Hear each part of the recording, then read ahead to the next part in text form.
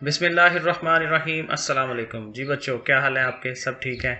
अच्छा भाई, वादे के मुताबिक मैं अपनी वीडियो लेके आप लोगों के सामने हाज़िर हूँ। ये थोड़ी बड़ी वीडियो है, लेकिन ये है कि मैंने कोशिश की है कि आपकी जो पूरी बुक है उसमें से अहम अहम सवाल, गैस वाले सवाल और वो चीज़ें जो आपकी, और एक रिवीजन है आपकी, तो ये पूरी वीडियो आपने ज़रूर रेडी करनी है। जिन लोगों की तैयारी है वो भी ज़रूर देखें कि उनको ये चीज़ें आती हैं कि नहीं। ठीक है, अपनी तैयारी को और पक्का करें। ये पूरी वीडियो देखनी है आप लोगों ने।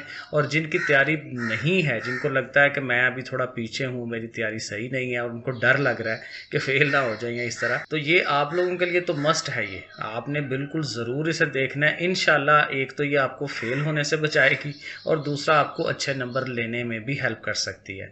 तो इसको मेरे कहने पे ज़रूर पूरा देखना है, टाइम निकालना है और इसको देखें। और जब आपको लगे कि ये बड़ी अच्छी चीज़ है तो दूसरों को शेयर भी करना है, लाइक भी कर दीजिएगा, सब्सक्राइब भी करिएगा। ठीक है जी, चलें फिर शुरू करते हैं।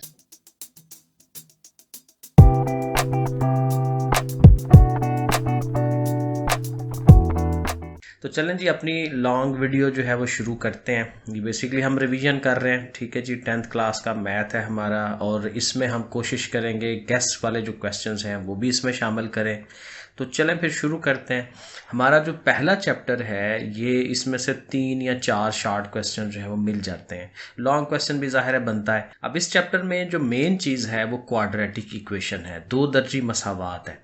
अब वो जो दो दर्जी मसावात है उसके हल करने के 3 मेथड है हमारे पास। ठीक है जी, अब उन 3 मेथड्स का मेन काम है इस पूरे एक्स चैप्टर के अंदर, और साथ ये है कि उसकी स्टैंडर्ड फॉर्म कैसे बनाई जाती है। तो जो मोस्ट इंपॉर्टेंट सवाल हैं वो मैंने निकाले हैं और ये आप करेंगे तो इंशाल्लाह आपको बाकियों में भी फ़ायदा होना है। ओके, तो क्वेश्चन नंबर 1 देखें, आपके सामने है। यहाँ पे हमें ये करना है कि हमें इसको स्टैंडर्ड फॉर्म में कन्वर्ट करना है, मेयारी सूरत बनानी है। जो हमारी क्वाड्रेटिक इक्वेशन होती है दो दर्जी मसावात, A x square plus B x plus C equal to 0, ये इसकी स्टैंडर्ड फॉर्म है कि एक्स स्क्र होगा, फिर एक्स होगा, फिर कांस्टेंट नंबर होगा। तो इस शक्ल में जब किसी को लिख दें किसी इक्वेशन को, तो ये हमारी स्टैंडर्ड फॉर्म हो जाती है। सो देखें, जो हमारे पास क्वेश्चन गिवन है इसमें देखें यहाँ भी ओवर बना हुआ है, यहाँ पे भी ओवर बना हुआ है। तो हमारा जो मेन मकसद होता है ओवर को ख़त्म करा दिया जाए किसी तरह। तो ओवर को ख़त्म कराने के लिए हमारे पास एक मेथड है। हम क्या करते हैं कि हम कोशिश करते हैं इसका एलसीएम ले लें। 3 और 7 है ना, तो 3 7 बार 21। आप ये करें कि इस पूरी रकम को भी 21 से ज़रब दे दें, इसको भी 21 से मल्टीप्लाई, इसको भी 21 से मल्टीप्लाई, सब के साथ 21 21 लिख दिया। अब क्या करना है, 3 से ज़ाहिर है ये ओवर में है ना, तो 3 इसको कटवाएगा। 3 7 ज़ार 21, ठीक है, तो वहाँ 7 आ गया। 7 3 ज़ार 21, 3 आ गया, 7 एक्स है, और 21 1 ज़ार 21। अब देखिए ओवर ख़त्म हो गया। अब आप इसको सीधा कर सकते हैं। 7 से मल्टीप्लाई, 7 एक्स स्क्र, 7 4 ज़ार 28, ये 3 एक्स है। 21 उठ के इधर आएगा तो इसने नेगेटिव हो जाना है। अब इसको ज़रा सीधा कर लें। 7 एक्स स्क्र पहले, फिर एक्स वाली जो अमाउंट है वो लिख लें, और ये जो दोनों कांस्टेंट नंबर हैं इनको आप प्लस माइनस करवाएं तो आपके पास 7 आ जाएगा। तो आप देखें ये स्टैंडर्ड फॉर्म है, पहले एक्स स्क्र है, फिर सिंगल एक्स है और फिर कांस्टेंट है। ठीक है जी, तो ये हमारी एक स्टैंडर्ड फॉर्म बन जाती है। तो इस तरह से सवाल भी आता है शॉर्ट क्वेश्चन में। एक और क्वेश्चन है हमारे सामने स्टैंडर्ड फॉर्म बनाने वाला, बड़ा इंपॉर्टेंट सवाल है। एक्स ओवर एक्स प्लस 1 और x plus 1 over x is equal to 6। तो चूंकि यहाँ पे भी ओवर ही नज़र आ रहा है तो हमें इसका एलसीएम ही लेना चाहिए। तो x प्लस 1 और x ये दोनों एलसीएम के तौर पे आएंगे। वही जो अब आप रूल आपको बताता होता हूँ, नीचे वाले से डिवाइड, ऊपर वाले से मल्टीप्लाई। सो x प्लस 1 कटेगा, x रह गया, उसने ऊपर वाले से मल्टीप्लाई होना है, एक्स स्क्र हो जाएगा। इसी तरह यहाँ से x और x कटेगा, x प्लस 1 रह गया, x प्लस 1 ने ऊपर जाना है, वो भी x प्लस 1 है, तो उसका होल स्क्र हो जाएगा, इक्वल टू इधर 6 पे आ जाएंगे। अब क्या है, ये x का स्क्र है। अब यहाँ देखें ये a plus b whole square बन रहा है, दो रकमें है ना, तो हम क्या करेंगे, a का स्क्र प्लस b का स्क्र, 1 का स्क्र 1 नहीं होता है, प्लस 2ab, तो वो यही बनता है 2x, और साथ ये जो 6 है उसके साथ ये ओवर वाली टर्म उठ के उधर चली जाएगी, क्योंकि इधर तकसीम है, उधर जाके मल्टीप्लाई, तो उधर को ऐसे लिख लिया। आप देखें ओवर हमारा ख़त्म हो गया। अब इसको हम सिंप्लीफाई करेंगे और आंसर निकाल लेंगे। एक्स स्क्र और एक्स स्क्र 2x स्क्वायर, साथ ये 2x, साथ ये 1, इधर से मल्टीप्लाई 6x और x, 6x square, 6x 1 jar 6x, ठीक हो गया। अब देखें सारी रकमें एक तरफ होनी चाहिए, तो हम किधर इन तीनों को उधर लेके जाते हैं। क्यों? इसलिए कि ये बड़ी है x स्क्वायर वाली, ये 6 है, ये 2 है, तो छोटी को उधर लेके जाएं जरा वो पॉजिटिव में ही आंसर आए, तो इन तीनों को उठा के उधर ले जाएंगे। सो ये देखें तीनों नेगेटिव हो गए हैं, वो दोनों पॉजिटिव ही रह रहे हैं। और अब आप 6 में से ये 2 माइनस कर दें, 4 हो गया, 6 में से ये भी 2 निकाल दें, 4 है, और ये 1 है, तो देखें स्टैंडर्ड फॉर्म बन गई। फिर एक क्वेश्चन है आपके सामने, बजरिया तजज़ीज़ को आपने हल करना है, फैक्टराइजेशन के मेथड से सॉल्व करना है। ये भी सवाल बहुत अहम है पेपर के लिए, पेपर में आता है x square minus 11x is equal to 152। पहली बात तो यह है कि ये स्टैंडर्ड फॉर्म में ही नहीं है, तो 150 को उठाएं और इस साइड पे ले आए, तो इधर आके जाहिर है माइनस का हो जाना है। अब ये है ना प्रॉपर स्टैंडर्ड फॉर्म, तो अब यहाँ फैक्टर बनाना है तजज़ी। उसके लिए क्या रूल होता था कि ये जो 152 है ये आप साइड पे रखें कि हमने ये जो दरमियान वाला नंबर है उसके 2 पार्ट्स बनाने हैं कि जिनको ज़रब दें, मल्टीप्लाई करें तो ये आ जाए। कैलकुलेटर पास रखें इस तरह का सवाल करने के लिए। 19 मल्टीप्लाई 8 करें 152 आएगा, और देखें 19 में से 8 अगर आप निकालते हैं, क्योंकि इसको हमने माइनस का रखा है, तो इसमें से ये प्लस वाले को माइनस कराएंगे तो -11 आएगा। कैलकुलेटर पे करके देखें तो इन दोनों को वापस उधर आ सकता हो ये काम, ठीक है, ऐसे हो सकता हो। तो मल्टीप्लाई करें तो ये आए और प्लस माइनस करें तो वापस वहीं पे आ जाए, तो इसको हम कहते हैं कि हमने फैक्टराइजेशन की है। अगर एग्जैक्ट सही हो रहा है तो आप आगे चल पड़े। अब 4 रकमें हो गई हैं, इन दोनों में से कॉमन लें। x है दोनों के पास, सिंगल x रह गया, माइनस ये x चला गया, 19 रह गया। यहाँ से देखें 8 कॉमन आता है, 8 के टेबल में ये आता है, 8 19 जार 152। कैलकुलेटर का काम सारा। और फिर चूंकि ये दोनों सेम है, x माइनस 19 कॉमन आएगा और x प्लस 8 रह जाएगा। दोनों का मल्टीपल 0 के इक्वल है, तो फिर या ये 0 है या ये 0 है, तो हम दोनों को लहदा 0 के इक्वल रखेंगे।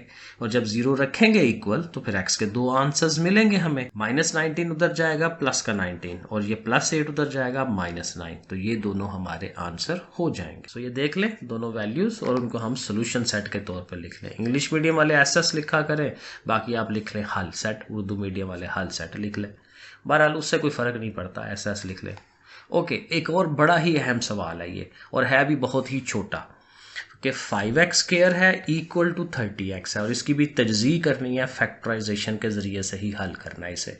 तो चूंकि ये 2 रकमें हैं तो इसने बड़ी जल्दी हल हो जाना है। 30x को इधर ले आए, ज़ाहिर है माइनस की हो जाएगी, और फिर दोनों में से कॉमन ले लें, 2 ही तो रकमें हैं, तो 5 के टेबल में 30 आता है, 5 निकाल लें, और x भी दोनों के पास 1 मौजूद है तो 1 x निकाल दें, तो यहाँ सिंगल x रह जाएगा, 5 6 जार 30, तो यहाँ 6 रह गया। अब इन दोनों रकमों को लहदा 0 के इक्वल रखें, 5x अलहदा 0 एंड x माइनस 6 जो है वो अलहदा 0। यहाँ से 6 मिल गया और यहाँ पे 0, क्योंकि 5 इधर जाके तकसीम हो, ज़रब हो, उसने 0 ही होना है। तो 0 एंड 6 ये हमारा हल सेट हो गया। फिर इसमें से कुछ सवाल आते हैं कि आपको फार्मूले के ज़रिए से हल करना है तो क्वाड्रेटिक इक्वेशन ही, 2 दर्जी मसावात, लेकिन फार्मूले के ज़रिए ये भी बड़ा आसान काम होता है। ये आपके पास देखें इक्वेशन पड़ी हुई है और ये स्टैंडर्ड फॉर्म में पड़ी हुई है, हमें उसको सीधा सूधा नहीं करना पड़ रहा, क्योंकि पहले x स्क्वायर है, फिर x है, फिर कांस्टेंट है, ये बाकायदा सही स्टैंडर्ड फॉर्म बनी होती है। तो इसके लिए ये फार्मूला है हमारे पास जो हम बार बार पढ़ते आ रहे हैं, -b plus minus b square minus 4ac, इसके ऊपर अंडर रूट है, ओवर में 2a, और क्या होता है x स्क्वायर के साथ जो चीज़ है वो a है। ठीक है, जिन बच्चों को नहीं पता मैं इसलिए ज़रा डिटेल में बता रहा हूँ ताकि उनकी भी तैयारी हो जाए। और ये जो रकम है ये वाली हमारी b बननी है, ठीक है, और ये वाली जो अमाउंट है c। और देखें मैं साइन को भी साथ इन्वॉल्व कर रहा हूँ, ये बड़ी अहम बात है। अगर माइनस हो साथ तो माइनस भी उसके साथ ही आएगा, -8 -1 ऐसे, ठीक है, उसको नहीं इग्नोर करना। तो ये ABC की वैल्यूज़ हम इनकी जगह पे पुट करा देंगे ध्यान से, ठीक है ना। ये 8 है, ये वाला 8 है हमारा b, तो x के साथ जो 8 है ये b होगा, तो -8 प्लस -8 का स्क्वायर -4a, यानी कि 5 उसके साथ ज़रब होगा, c साथ ये होगा, ओवर में 2a यही वाला। तो इस तरह से करके ये रकमें हमने लिख देनी है। ये देखें आपके सामने है, वो मैंने सारी रकमें लिख दी हैं। अब जब हल करते हैं इनको तो जज़र वाली चीज़ पहले हल करते हैं, अंडर रूट वाली पहले हल करते हैं। 8 का स्क्वायर लें कैलकुलेटर में, कैलकुलेटर का बेतहाशा इस्तेमाल आपको करना है। ये बड़ी लाजमी चीज़ है, क्योंकि जितना ज़्यादा करेंगे उतना ही आपको उस पेपर के अंदर उसने बहुत फ़ायदा देना है। ये लिख लें मेरी बात। 8 का स्क्वायर 64, 4 5 20, और इनको फिर माइनस कराएं 44। अब जाहिर है 44 का अंडर रूट लिया जाता है, कैलकुलेटर में आप करेंगे तो ये अशारिये में चला जाना है आंसर, पॉइंट में। तो फिर उसके लिए तरीका है कि इसमें से क्या चीज़ अंडर रूट से बाहर निकाल सकते हैं। 44 है ना, तो 4 × 11 44 होता है, ठीक है। अब 4 लेते हैं। अब 4 जो है ये 2 का स्क्वायर होता है, 2 का स्क्वायर 4 है, तो स्क्वायर चूंकि होता है ये 4, तो ऊपर अंडर रूट हो तो स्क्वायर अंडर रूट कट जाता है, 2 अकेला बाहर आ जाता है। तो इस 4 को हम देखें 2 बना के बाहर निकाल देंगे, जैसे मैंने ये तरीका बताया, तो ये 2 बाहर आ जाएगा। अब क्या होगा कि इधर देखें ऊपर से 2 कॉमन आ रहा है। यहाँ अगर मैं एक स्टेप बना दूँ आपको, तो यहाँ आप 2 कॉमन लें तो यहाँ पर रह गया -4, 8 है ना, 4 रह गया, प्लस माइनस ये 2 जा चुका है बाहर, तो अंडर रूट 11 रह जाएगा, और ओवर में 10 है, तो 2 से आप 10 को डिवाइड करा लें तो फिर ये वाली चीज़ बन जाएगी। तो यही आप ऐसे ही सोल्यूशन सेट दे दें, या अगर उसने प्लस माइनस लिखा हुआ है ना, तो एक दफ़ा प्लस के साथ उसको लैदा कर दें, माइनस के साथ लैदा कर दें। तो ऐसे करके ये बजरिया फार्मूला, क्वाड्रेटिक फार्मूले के थ्रू आप इसको हल करते हैं। एक और सवाल इसका अहम है, ये भी ज़रूर कर लें। 6x² - 3 - 7x। अब ज़ाहिर है ये देखें स्टैंडर्ड फॉर्म नहीं बनी हुई, x वाली अमाउंट दरमियान में आनी चाहिए, तो -7x को यहाँ रख लें, -3 को आगे रख लें। अब ये स्टैंडर्ड फॉर्म बन गई है, ये a है, ये हमारा b है, ये हमारा c है, और देखें मैंने माइनसेस भी साथ लगाए हैं। अब ये फार्मूले में हम ये रकमें पुट कराते हैं और बड़े आराम से ये आंसर इसका निकल आएगा। सो ये देखें वैल्यूज़ लगाई, 7 का स्क्वायर 49, माइनस ख़त्म हो जाएगा स्क्वायर की वजह से।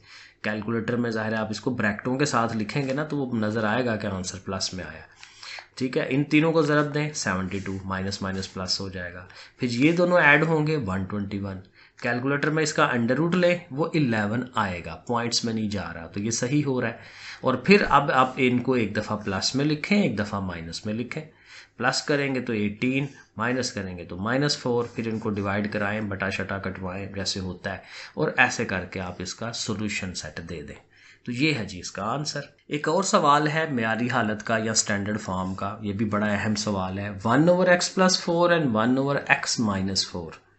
तो चूंकि अगेन ओवर है तो हमें एलसीएम लेना चाहिए। एलसीएम का मेथड वही दोनों नीचे आएंगे, और वो जो मैंने आपको बताया हुआ है, नीचे वाले से डिवाइड कराएं, x + 4 x + 4 गया, x - 4 रह गया, वो जाएगा ऊपर वाले के पास, x - 4 1 जार x - 4। इसी तरह से माइनस वाला इधर से कटेगा तो एक 4 प्लस वाला आ गया, उसको ऊपर 1 से मल्टीप्लाई, वो ये आ गया। ऐसे करके लिख ले। अब ये देखें प्लस का 4 और ये माइनस का 4 कट जाते हैं, x और x 2x हो गया, और नीचे देखें फार्मूला बन रहा है a + b × a - b, एक दफ़ा पॉजिटिव एक दफ़ा नेगेटिव, तो a का स्क्वायर माइनस b का स्क्वायर। और इस ये चूंकि ओवर में है, इसको अगले स्टेप में उधर जाना चाहिए। सो 2x = 3 के साथ ये दोनों रकमें, और जाहिर है 4 का स्क्वायर 16 हो जाता है, साथ x का स्क्वायर है। आप 3 से ज़रब दिला दें, 3x², 3 16 = 48। और चूंकि स्टैंडर्ड फॉर्म बनानी है तो ये देखें x² पॉजिटिव है, तो फिर इसको ना छेड़ें, इसको उठा के उधर ना लेके जाएं, इसको यहीं रहने दें, और 2x को कहें कि भाई तुम चलो उधर। तो ये दोनों ऐसे ही देखें वही साइन रहे हैं, 2x ने उधर जाके माइनस होना है, तो हमने देखें उसको माइनस लिख दिया, तो ये उसकी स्टैंडर्ड फॉर्म बन गई, मेयारी हालत बन गई। एक बड़ा ही अहम सवाल ये मुतफर्रक मशक के अंदर मौजूद है, और ये पेपर में आया हुआ है पीछे भी, तो अब भी आ सकता है। सो 2x - 1/2 का होल स्क्वायर है इक्वल टू 9/4, और कहता है इसको आप हल करें, सोल्यूशन निकालें इसका। सो इधर तो स्क्वायर बना हुआ है, इधर भी हम स्क्वायर बना सकते हैं। 9 जो है वो 3 का स्क्वायर है, 4 2 का स्क्वायर है, ऐसे ब्रैकेटें लगा के होल स्क्वायर दिखा दें। अब चूंकि दोनों तरफ स्क्वायर है, तो स्क्वायर का जो दुश्मन है उसको लेके आए ताकि वो स्क्वायर को ख़त्म कराए, स्क्वायर रूट को, जज़र को लेके आए। तो दोनों तरफ जज़र लेने से, उर्दू में आप ऐसे लिखें, इंग्लिश में taking square on both sides, square root on both sides. तो वो ज़ाहिर है स्क्वायर कट जाएगा, अंदर वाली ये अमाउंट रह गई और ये 3/2 रह गया। लेकिन ये याद रखना है जब अंडर रूट लेते हैं तो प्लस माइनस ज़रूर लगाते हैं, ये लाजमी चीज़ है। लेकिन दोनों रकमों पे नहीं लगाना, इधर भी प्लस माइनस लगा दें, चदर तो हर दोनों तरफ लेते हैं, लेकिन जब हल करते हैं तो एक तरफ एक रकम के साथ ही प्लस माइनस लगाते हैं, वरना वो सवाल फिर वो फ़ायदा क्या जब इधर भी प्लस माइनस लगा रहे हैं, वो अजीब सी सिचुएशन हो जाएगी। सो बहरहाल अब क्या होगा कि ज़ाहिर है इसके दो पार्ट्स बन जाएंगे, एक दफ़ा 2x - 1/2 is equal two plus 3/2 एक सवाल, दूसरा सवाल बनेगा 2x - 1/2 is equal to minus 3/2। तो ऐसे दोनों पार्ट्स को हम हल कर लेंगे और उससे हम सोल्यूशन ले लेंगे। ये देखें आपके सामने दोनों पार्ट्स, एक दफ़ा प्लस का 3/2 एंड एक दफ़ा माइनस का 3/2। ये माइनस 1/2 उधर गया, प्लस का हो गया 3/2 प्लस 1/2। अब देखें ओवर 2 है ना, सेम है, तो ऊपर 3 + 1 भी वही आना है। तो ये 4/2 2 से तकसीम करें 4 को 2 ही आता है। कैलकुलेटर पे कर लिया करें, ये हर चीज़ कैलकुलेटर पे हो जाती है। इवन अच्छा कैलकुलेटर जो है उसमें ये दोनों हर चीज़ लिखी जाती है, डायरेक्ट आपको 2 दे देगा वो, ठीक है। तो कैलकुलेटर की प्रैक्टिस बड़ी ज़रूरी है। और फिर ये जो 2 है उधर जाके से डिवाइड करेगा, 1 आ जाएगा। इसी तरह इस साइड पे हल करें, ये फिर आएगा उधर प्लस हो गया, एलसीएम लेंगे -3 + 1 और फिर -3 + 1 करेंगे -2 आएगा, 2/2 1 हो जाता है और ये वाला 2 जाके इसके ओवर में आ जाएगा। तो ये फिर हमारा सोल्यूशन सेट बनता है। एक दो डेफिनेशन है ये ज़रूर आपको याद करनी चाहिए कि भाई दो दर्जी मसावत होती क्या है, क्वाड्रेटिक इक्वेशन क्या होती है। तो बड़ी सिंपल सी बात है, such an equation where highest power of the variable is 2। एक ऐसी मसावत है जिसमें ज़्यादा से ज़्यादा वेरिएबल की जो पावर है वो 2 होती है, 2 से ज़्यादा नहीं हो सकती। 2 से ज़्यादा हो तो वो कोई और चीज़ हो जाएगी, क्यूबिक इक्वेशन हो जाएगी। तो देखें और उसकी स्टैंडर्ड फॉर्म साथ लिख दें कि उसकी ये स्टैंडर्ड फॉर्म होती है। तो देखें उसका मिल गया। या इसको क्या कह लें, एक ऐसी मसावत जिसमें मुतगय्यर की ज़्यादा से ज़्यादा ताकत 2 होती है और मसावत की शक्ल ये है, उर्दू में आप ऐसे लिख लें। तो ये है जी चैप्टर नंबर 1 की जो इम्पॉर्टेंट चीज़ें थी, या वो चीज़ें कह लें कि जो आपको लाजमी आनी चाहिए और आपकी रिवीजन में आपको करवा रहा हूँ और आपके पेपर में आपको इंशाल्लाह इसका बहुत फ़ायदा होगा। चैप्टर नंबर 2 पे आ जाते हैं। यहाँ से भी 3-4 सवाल लाजमी आ जाते हैं और बड़ा ही अहम और बड़ा ही इम्पॉर्टेंट और आसान चैप्टर है, ठीक है। बड़ी छोटी छोटी चीज़ें हैं जो आप करेंगे तो इंशाल्लाह बड़े अच्छे नंबर आपको मिलेंगे। सबसे पहली चीज़ इसमें आपको करनी है, ध्यान करना है, वो है फ़र्क कुनिंदा, इंग्लिश में डिस्क्रिमिनेंट, ये फाइंड करना। अभी हम पढ़ रहे थे ना दो दर्जी फार्मूला, क्वाड्रेटिक फार्मूला, और उसमें देखें अंडर रूट के अंदर वो फार्मूले में आ रहा था b² - 4ac। तो ये जो रकम है ना b² - 4ac, इसको हम डिस्क्रिमिनेंट कहते हैं, ठीक है। अब वही बात है, आपके सामने क्वाड्रेटिक इक्वेशन ही देनी है, उसने दो दर्जी मसावत ही देगा, उसकी standard form x² x constant, और हमें अब याद है कि ये वाली रकम a है, ये वाली रकम उसकी b है और ये सारा जो है वो c होता है, ठीक है। तो हमने डिस्क्रिमिनेंट का फार्मूला लिख लेना b² - 4ac और उसमें वैल्यूज़ लगानी है। -7 का स्क्वायर ये हमारा b है, -4 है, फिर ये a है, फिर ये c है। अब वही बात, -7 का स्क्वायर लेंगे तो +49 और ये दोनों माइनसेस प्लस हो जाएंगे और 4 4 ज़ार 16, 16 2 ज़ार 32, दोनों प्लस किया तो 81। तो ये देखें अक्सर ये पेपर में सवाल आता है, इतना छोटा सा सवाल कि बस डिस्क्रिमिनेंट या फ़र्क कुनिंदा जो है मालूम कर दे और कुछ नहीं करना। तो ये 2 नंबर आपके पक्के हो जाते हैं। फिर एक है वो इसमें काम आता है, रूट्स की इकसाम बताएं, नेचर ऑफ द रूट्स बताएं। और रूट्स में जो बेसिकली है ये क्या होता है कि दो दर्जी मसावत का आंसर होता है। ये जो क्वाड्रेटिक इक्वेशन है जब इसे आप हल करते हैं, अभी देखें ना हमने ये हल की थी ये पीछे, तो ये 2 आंसर्स निकाले थे ना, तो ये आंसर्स ही रूट्स होते हैं, ठीक है। रूट्स को पढ़ के घबराना नहीं है, ठीक है। रूट्स वो आंसर होते हैं जो उसका निकाला जाता है। लेकिन प्रॉब्लम ये है कि इन सवालों में आंसर निकालने के लिए नहीं वो कहता कि इसको हल करें बाकायदा, सिर्फ वो ये कहता है कि इसके जो रूट्स, वो जो आंसर्स 2 निकलेंगे वो क्या होंगे, किस तरह के होंगे, ठीक है। और वो एक सवाल आपके सामने मैंने ये किया भी है, तो हमने डिस्क्रिमिनेंट ही लेना है, फार्मूला यही लगाना है डिस्क्रिमिनेंट का। वो देखें वैल्यूज़ लगाई हैं, उसे हल किया, 205 आंसर आया। अब इसमें आपने 2 चीज़ें देखनी होती हैं आंसर की, कि क्या वो नेगेटिव आया कि पॉजिटिव आया। अब हमारे इस केस में वो प्लस में आंसर आया, और जब प्लस में आए तो फिर एक और काम इसमें देखना होता है कि वो अब जो वैल्यू आई है कि मुरब्बा बन रहा है कि नहीं किसी चीज़ का।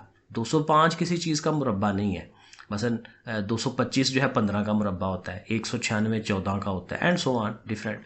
तो ये किसी चीज़ का स्केयर नहीं है।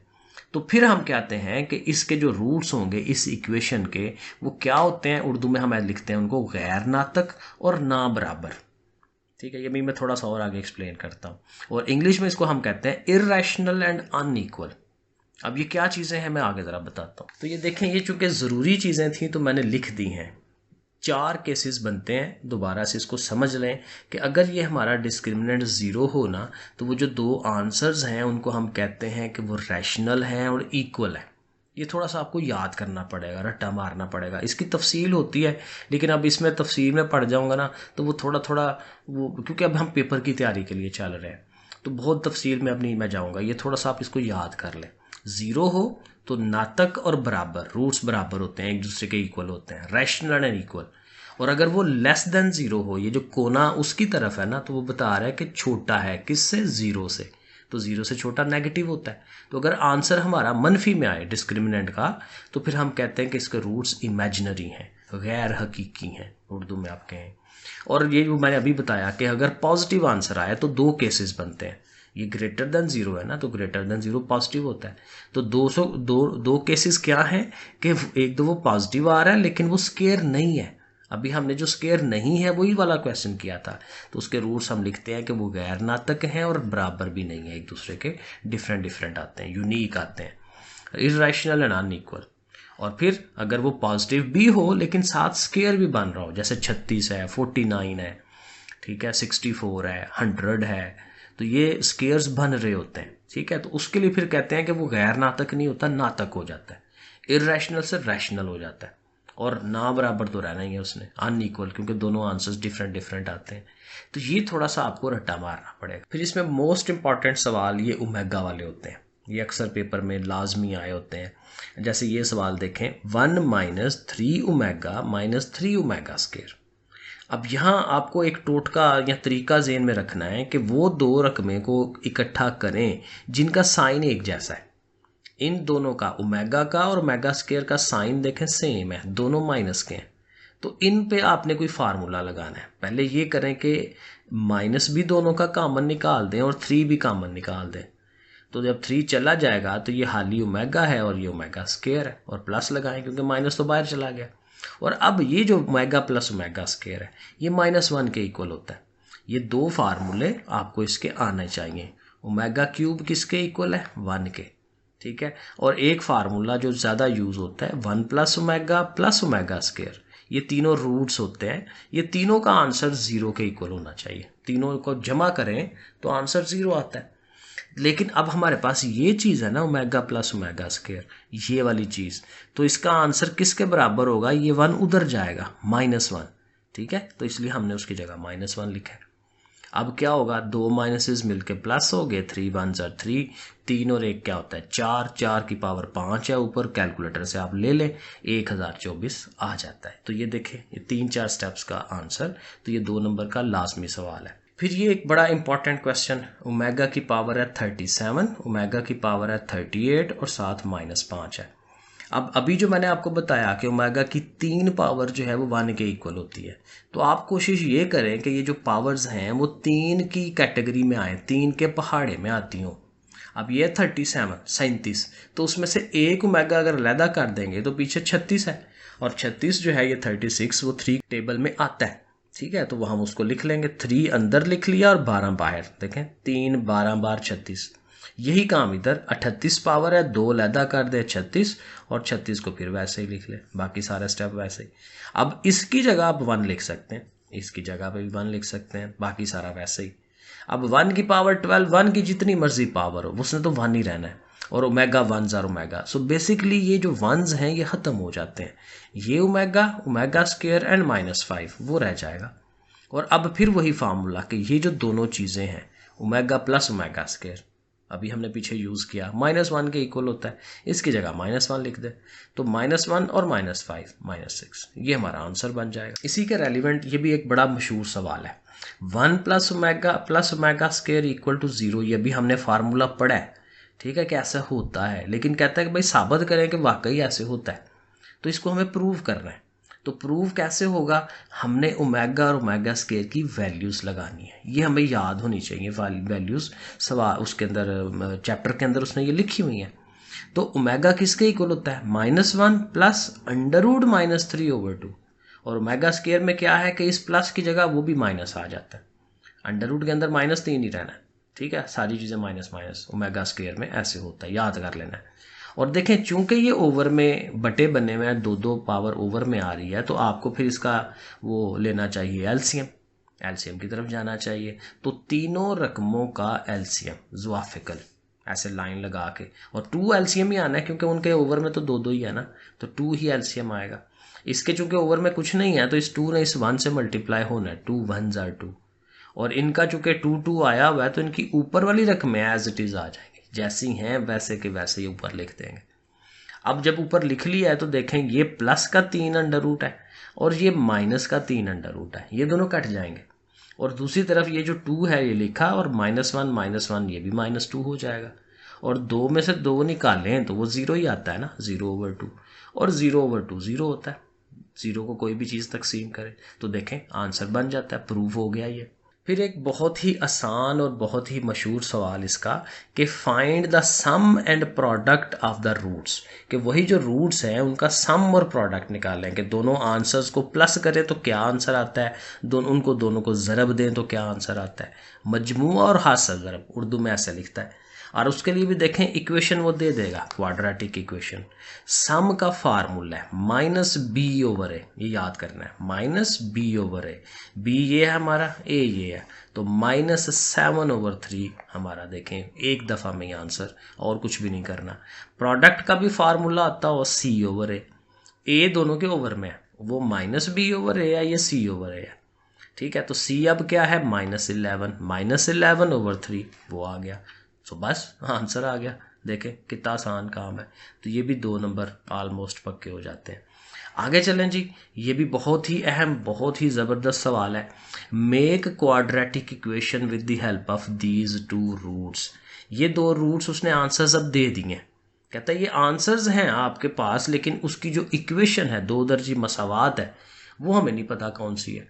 तो उसके लिए फिर वही बात है कि आपने क्या करना है, आपके पास एक और फार्मूला है, x का स्क्वायर -sx प्लस p। ये देखें 2 दर्जी मसावात बन रही है, क्वाड्रेटिक इक्वेशन बन रही है, लेकिन इसमें क्या है, s और p है, जो अभी हमने पीछे देखा तरीका इसको मालूम करने का, कि सम और प्रोडक्ट निकालनी है आपने। तो सम का फार्मूला क्या है कि उन दोनों को सम करें, प्लस करें, सिंपल सी बात है। 4 और 9 जमा होंगे तो कितने हो जाएंगे, 13।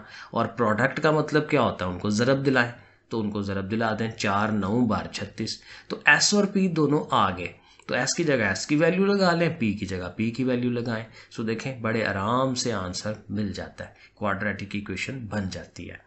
यही जो क्वाड्रेटिक इक्वेशन है उसके मुतालिक एक और सवाल आपको ज़रूर करना चाहिए। इसमें ये रूट्स हैं 1 + आयोटा एंड 1 - आयोटा, ठीक है। ये 2 रूट्स हैं, 2 आंसर्स हैं, तो उनका सम फिर वही है, आपने प्लस ही करना है ना, दोनों के बीच में प्लस लगा लिया। लेकिन ये है कि माइनस आयोटा और प्लस आयोटा कट गए, 1 और 1 2, ये इसका सम आ गया। और प्रोडक्ट के लिए दोनों को ज़रब, लेकिन जब आप ऐसे ब्रैकेटों में ज़रब में लिखेंगे तो फिर ज़ाहिर है नज़र आ रहा है ये a + b है, ये a - b है, तो इस पर वो फार्मूला लगेगा a का स्क्वायर - b का स्क्वायर। तो 1 का स्क्वायर 1 हो गया, आयोटा का स्क्वायर, आयोटा स्क्वायर हमने पीछे पढ़ा हुआ -1 के इक्वल होता है, तो -1 और ये -1 प्लस हो जाएगा, +1, तो ये 2 आ गया। तो सम भी 2 आ गया, इसका प्रोडक्ट भी 2 आ गया। तो फार्मूले में वैल्यूज़ पुट कराएं और इक्वेशन बन जानी है, सही हो गया। एक और बड़ा अहम सवाल इस चैप्टर का, रिमाइंडर फाइंड करना।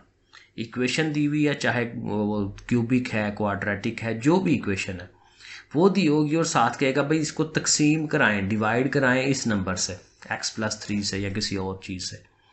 तो फिर हमने क्या करना है कि हमने इसका नाम रख लेना है, भाई तुम्हारा नाम है px, ठीक है, इस इक्वेशन का नाम रख दिया। और ये जो x + 3 है इसको रखें 0 के इक्वल, और 0 के इक्वल रखने से आपके पास x की वैल्यू आ जाएगी -3। वो -3 आप इस x की जगह पे पुट करा दें, ये मैंने वही तरीका किया है कि -3 आया है, वो अब हमने इसकी जगह पुट कराना है। सो ये देखें वैल्यूज़ हम सब्स्टिट्यूट करा रहे हैं उनकी जगह पे। -3 की पावर 3 लें, -27। कैलकुलेटर पर करें, जुबानी मत किया करें। 3 5s are 15, दो माइनसेस मिलके प्लस हो गए। बाकी आपके सामने हल किया तो उसकी वैल्यू -78। ये इसका रिमाइंडर है, इसका बाकी क्या बचता है। ठीक है, तो ये इस तरह से हम कर सकते हैं। बाज़ औक़ात ऐसे वो कह सकता है कि हासिल किस्मत और बाकी मालूम करें, उर्दू में हम ऐसे कहते हैं। और इंग्लिश में क्या है, रिमाइंडर फाइंड करना एंड कोशेंट फाइंड करना। ये कोशेंट भी आ जाता है इसमें। उसके लिए फिर आपको वो तरीका भी लग सकता है, लेकिन उसमें कोशेंट लिखना मुश्किल हो जाता है, तो ये वाला तरीका लगाएं। ये क्या तरीका है, बड़ा आसान है। आपके पास ये इक्वेशन है, आपने इनके कोएफिशिएंट्स को लेना है, अददी सरों को लेना है, जो शुरू में लिखा होता है 1, इसका भी 1 है, इसका -3 है, इसका 2 है। अब बाज़ औक़ात ये होता है कि अगर एक सवाल है ना, उसमें फॉर एग्जांपल ये रकम मिसिंग है, x³ है और उसके बाद -3x आ गया, तो फिर आपने क्या करना है कि x³ का कोएफिशिएंट 1 लगा के ना, तो इसकी नुमाइंदगी ज़रूर करनी है x² की। अगर वो ना भी हो तो उसका 0 ज़रूर लगाना होता है, ये याद रखिएगा, क्योंकि कोई चीज़ छोड़नी नहीं है। x³ है, फिर x² है, फिर सिंगल x है, फिर कांस्टेंट है, प्रॉपर तरतीब लगी होनी चाहिए, फिर सवाल का आंसर सही आता है। वरना जो मिसिंग है वो उसकी जगह 0 लगाएं। तो बहरहाल ये कोएफिशिएंट्स लिख रही है, डिवाइड किससे करना है, x - 2 से। इसको रखें 0 के इक्वल और x की वैल्यू जो है वो 2 ले लें। अब ये 2 वैल्यू आपने यहाँ बाहर रख देनी है। पहली अमाउंट एज इट इज़, वैसे की वैसे ही हम लिख देते हैं, उसके नीचे कुछ नहीं लिखते। फिर क्या करते हैं, इन दोनों को ज़रब, 2 1s are 2 ऐसे लिख लिया, वो इधर लिख लिया। फिर इन दोनों को प्लस करते हैं, जो आंसर आए उससे फिर इससे फिर दोबारा मल्टीप्लाई, 2 3s are 6 वो यहाँ लिख दें। फिर इन दोनों को करें प्लस माइनस, वो ये आ गया। अब इस 2 से इसको मल्टीप्लाई कराएं और वो यहाँ लिख दें, और फिर एंड पे इनको भी ऐड कर लें।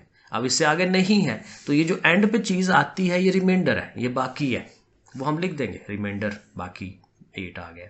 और ये जो वैल्यूज़ हैं ये उसका कोशेंट बनाती हैं। कोशेंट कैसे बनाते हैं कि यहाँ अगर आपके पास इक्वेशन में हाईएस्ट पावर 3 है ना, तो आपने जब इनको लिखना है ना तो इससे 2 की पावर में लिखें, उससे एक कम। ठीक है, तो 1x² प्लस 3x और प्लस ये वाला 3, ऐसे उसी तरतीब के साथ लिख दें, क्योंकि वो 3 पावर थी, अब आपको 2 पावर के साथ इसको लिखना चाहिए। एक और सवाल है इस चैप्टर का, ये भी ज़रूर आप तैयार कर लें। 1 - omega plus omega square. Again वही काम करें कि देखें कि किन दो रकमों के साइन एक जैसे हैं। ये तो नेगेटिव है, ये पॉजिटिव है, ये भी पॉजिटिव है। 1 और ओमेगा स्क्वायर उनको इकट्ठा लिख लें, माइनस ओमेगा को आगे लिख लें। अब वो फिर वही फार्मूला उसको ज़हन में लाएं, 1 plus omega square equal to 0। हमारे पास है 1 प्लस ओमेगा स्क्वायर, तो इसने उठ के फिर उधर जाना है ना, तो इसने उधर जाके माइनस हो जाना है, माइनस ओमेगा। तो इसकी दोनों की जगह पे माइनस ओमेगा, और माइनस ओमेगा और माइनस ओमेगा -2 ओमेगा, उसकी 6 पावर। और अब ये माइनस की भी 6 पावर लें, वो पॉजिटिव हो जाती है। 2 की पावर 6 वो लिखें, ओमेगा की 6 वो लिखें, 2 की पावर 6 64, कैलकुलेटर पे कर लें। और ये 6 पावर है तो फिर वही काम, 3 अंदर कर लें, 2 बाहर, 3 2s are 6। और ये जो कि 1 हो जाता है, 1 का स्क्वायर भी 1 नहीं है, तो अल्टीमेट ये जो 64 है यही हमारा आंसर आना है। तो चैप्टर नंबर 3 शुरू करते हैं। यहाँ पे भी हम इसके अहम सवाल जो हैं वो निकालेंगे, और जो पेपर में आने के जिनके ज़्यादा चांसेस हैं। ओके जी, तो सबसे पहला सवाल बड़ा ही इंपॉर्टेंट, सिंप्लीफाई करना है रेशो की फॉर्म में। निस्बत है, रेशो बनी हुई है। देखें उसके में 2 क्वांटिटीज़ हैं हमारे पास, एक तरफ 1 आवर लिखा हुआ है 1 घंटा, और दूसरी तरफ 27 मिनट्स हैं और 30 सेकेंड्स हैं। तो इनकी रेशो को हमने हल करना है, सिंप्लीफाई करना है। इसमें एक बुनियादी चीज़ आपने ये याद रखनी है कि दोनों तरफ यूनिट जो है वो एक जैसी होनी चाहिए। इधर अगर घंटे हैं तो इधर भी घंटे हों, जो कि यहाँ नहीं है, पॉसिबल नहीं है। और यहाँ देखें ये आवर्स में है और ये मिनट और फिर सेकंड पे भी जा रहा है, तो हम फिर ये कोशिश करेंगे दोनों तरफ सेकंड्स में आ जाए ताकि एक जैसी चीज़ हो जाए। अब 1 घंटा है तो इसमें ज़ाहिर 60 मिनट है, इसको साथ ऐसे ही लिख लें। फिर चूंकि मिनटों से सेकंड पे भी जाना है तो एक दफ़ा फिर 60 से मल्टीप्लाई, क्योंकि हर मिनट के अंदर 60 सेकंड है। तो इधर भी 27 मिनट्स हैं, तो उसको हमने 60 से मल्टीप्लाई करवा देना है और साथ ये 30 सेकंड उसमें ऐड करवा लेने हैं, जमा करा लेने हैं, क्योंकि ये भी तो सेकंड ही बनने हैं। तो इसका जो आंसर आया, साथ आपने 30 को ऐड कर लेना है, तो 1650 सेकंड बन जाएंगे। इधर जाहिर है इनको मल्टीप्लाई करें तो 3600 सेकंड। अब ये सेकंड बन गए हैं, बिल्कुल दोनों स्टैंडर्ड फॉर्म में आ गई हैं। अब इसे आप हल कर सकते हैं, सिंप्लीफाई कर सकते हैं, चीज़ें कटवा सकते हैं। सेकंड से सेकंड कट जाएगा। सबसे पहले यूनिट ख़त्म कराई जाती है, उसके बाद देखें 10 से 10 कटवा दें। 360 है, 165 है। अब आप कैलकुलेटर लें, डिवाइड करते जाएं। ठीक है जी। तो इस तरह से करके अल्टीमेटली ये 24 और 11 आ जाएगा। एक और इसका बड़ा ही अहम सवाल है, कहता है जी if 5 kg mangoes cost 250 rupees. 5 kilo हमने आम खरीदे हैं और वो उसकी कॉस्ट बन रही है 250 रुपये। तो कहते हैं अगर हमने 8 किलो आम खरीदने हैं तो उसकी कॉस्ट कितनी आएगी। ये बड़ा सिंपल सा एक सवाल है रेशो और प्रपोर्शन का। तो हमने चूँकि 2 दफ़ा हैं तो मैंगो और उसकी कॉस्ट, मैंगो और उसकी कॉस्ट लिख देनी है। पहले 5 है, फिर 250 है, फिर 8 पे हमें x यानी कि उसकी जो कॉस्ट है वो मालूम करनी है। तो बड़ा इसका सिंपल सा एक तरीका होता है कि जो इनर वैल्यूज़ होती हैं इनको मल्टीप्लाई करा देते हैं और जो आउटर वैल्यूज़ हैं उनको मल्टीप्लाई कराते हैं। बाहर वाली अमाउंट को बाहर वाली से ज़रब, अंदर वाली को अंदर वाली से। ये छोटी क्लासेस में भी ये इसी तरह से काम होता है। तो x के साथ 5 ने आ जाना है, 8 के साथ 250 ने आ जाना है।